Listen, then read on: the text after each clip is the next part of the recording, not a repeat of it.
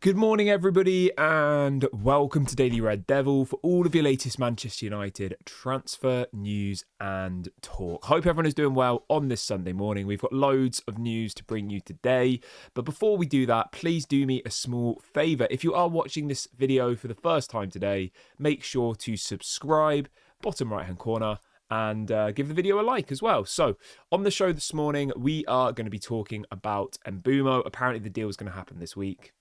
We'll see. We're going to be talking about Sancho and Rashford, who apparently are close to leaving Manchester United. We're going to be talking about Rodrygo from Real Madrid. I mean, I don't even know. Where do people find these stories? But United want Rodrygo, apparently. We're going to be talking about Onana. We're going to be talking a little bit about some other potential incomings as well. But yeah, lots to get into. We are going to start off by talking about Bryan Mbeumo, because Fabrizio Romano has just come out with some new information, I guess we'll call it. This was 23 seconds ago, literally, at the point of recording this video. So very, very fast in bringing you guys this news.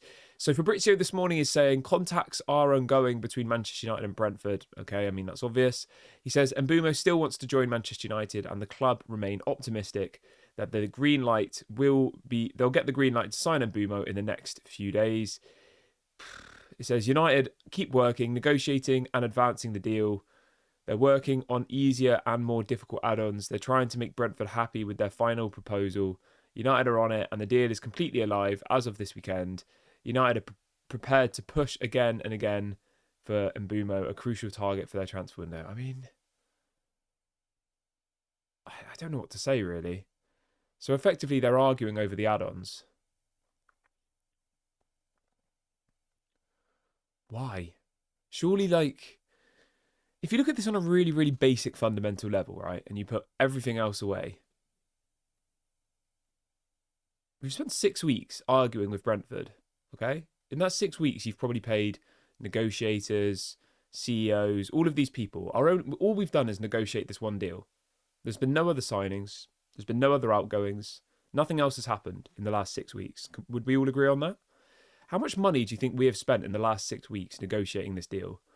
You know, because you've got to remember, people like Omar Barada, Jason Wilcox, Christopher Vivell, the other negotiators, they're all being paid probably millions of pounds a year, yeah, by Manchester United. So in the last 6 weeks, we've probably paid those staff members alone probably, I don't know, $1 million between them. Like, if you think of their wages, and as well as all the other negotiators, there'll be agents, there'll be loads of other people involved in this deal who will all be being paid regardless of whether this deal happens, because they're being paid a salary by Manchester United. So the point I'm making here is, right, we've spent so much time and effort and now probably money arguing over a few million. It's like, why? We know what Brentford want. They want 62.5 million, the same as what Manchester United paid for Matheus Cunha. Either you pay the money and give them the money, or you just move on. It just seems illogical to me. I don't understand. I mean, even if it comes out in like 2 weeks and we find out that they paid 60 million and they saved 1 million off what Brentford wanted, like, is anybody really going to be sat here and be like, wow, Ineos have done amazing there. Great. They paid 60 million instead of 62 million. People are going to be like, well, he's missed half of pre-season. We're playing Arsenal in the first game of the season in like a week or two. This is if he signs in the next like 2 weeks, right? No one's going to be sat there saying, oh my God, this is amazing. We saved 1 million. Like, oh, great. Well done. Do you know what I mean? I just don't get it. If it was like we got Bryan Mbeumo for 10 million and the asking price was 60, but it took all window, I would say, all right, fair enough. That's great. You know, good job. Well done, Ineos. You've saved 50 million off the transfer fee, you know, but that's not going to happen. We're going to potentially save like a couple of million, maybe not even. I just don't get it. I don't know. For me, it just feels like they're trying to prolong it. And I still feel like they'll look to announce this deal as and when the new kit comes out, which is on Wednesday, I believe. That's how I feel this is going to happen. That as soon as that new kit drops on Wednesday, there'll be an announcement. Here we go, new kit, Bryan Mbeumo. That's what I feel like going on. I've always felt that the closer and closer it gets to this new kit being released, I feel like there's definitely something more sinister going on here behind the scenes, and it is very much well, it's effectively very much they're waiting to play it as like a positive, a marketing ploy to say, here we go, he's joined, here's the new shirt, go and buy the new shirt, and everyone goes and does it. Because that's usually how Manchester United operate, you know? They focus big announcements around new sponsorships, new kit launches, news, it's all done around specific kind of moments. So, yeah.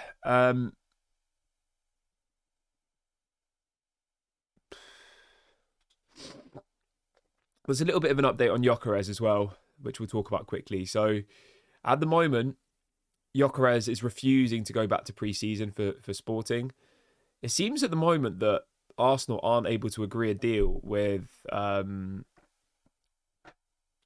Sporting, which is quite interesting. I don't think Man United are going to get back in for Gyökeres, by the way. I think that boat is fully sailed. But, yeah... I would still like Gyökeres at Manchester United, but I don't think it's very likely. He'll obviously end up at Arsenal. But yeah, so we'll keep you updated on Mbuemo. I think it will happen. I think they're just arguing over like £1 or £2 million, which is yeah. So we'll see what happens there. Right, a bit of an update here for you on Rashford. So the news on Rashford this morning is this: Rashford's potential move to Barcelona is progressing well, handled by trusted agent Arturo Canales. It says the deal feels more financially viable than the Diaz to Barcelona deal. So it looks like Rashford to Barca could well happen. I mean, there's some story this morning saying that apparently it's going to be a loan with a buy option. I mean, did Manchester United not learn? We did exactly the same thing with...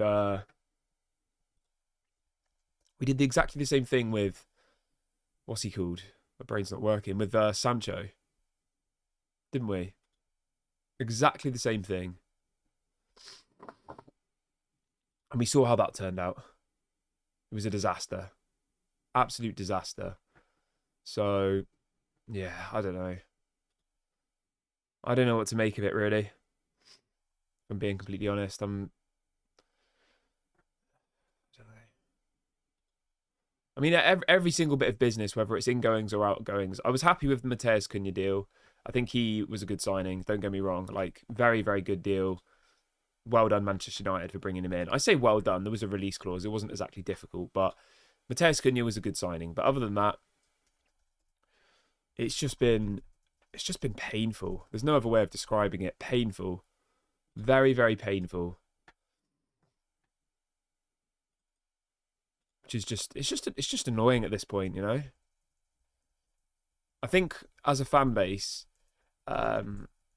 we were very, very excited for this transfer window. I definitely was excited for this transfer window. I thought this was going to be like the biggest window of our kind of recent years. I genuinely felt like that, but it hasn't gone that way at all. It's been, I don't know. It's been awful, realistically. Especially when, like, this little amount of stuff has happened.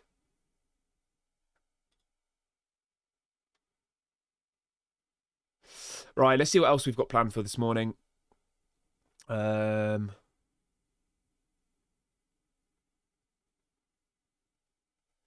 I mean, it does just feel like it's Groundhog Day, doesn't it?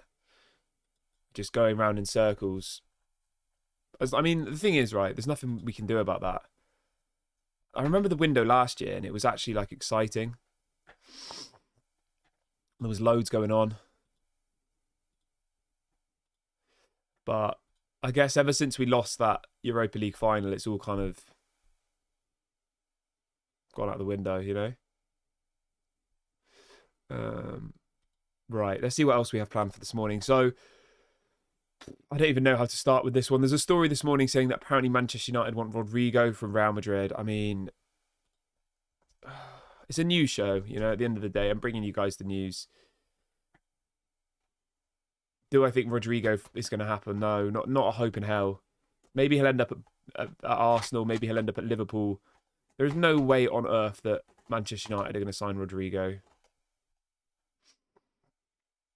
I mean, I say that. If this was the Glazers, I wouldn't even be surprised if we signed Rodrygo. If it was like the Glazers have a terrible window, season starts, we lose the first 2 games, next thing you know, we're signing Rodrygo. Like that's what we used to do. We did it with Casemiro, we did it with Anthony.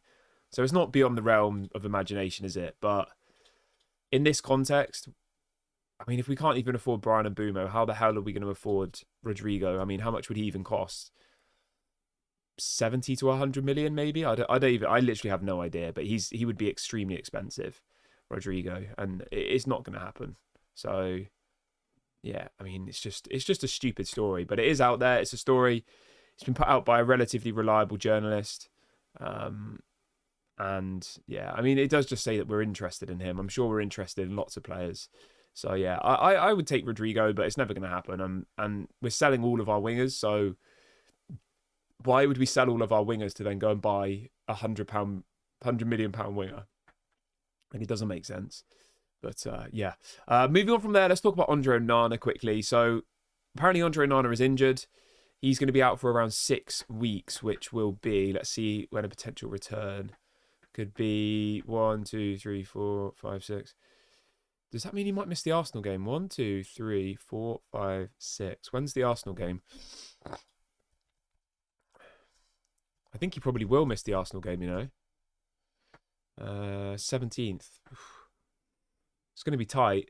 So there's some stories suggesting that Radek Vitek will go on the pre-season tour and be assessed to see how good he is effectively. I mean, I've always said we need a new goalkeeper, and I think that's pretty obvious. Anybody with a set of eyes can see that we need a new goalkeeper. Maybe Onana getting injured speeds that up.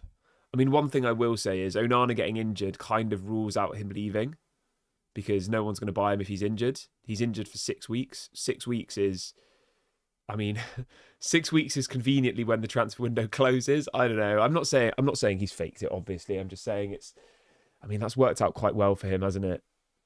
The fact that he's injured and he's not going to come back now until after the window closes. So, I mean, Onana's going nowhere. That's the gist of it.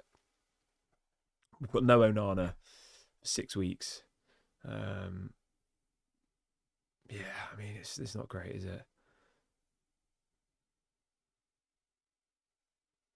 Not great. So yeah, it looks like Onana won't be back until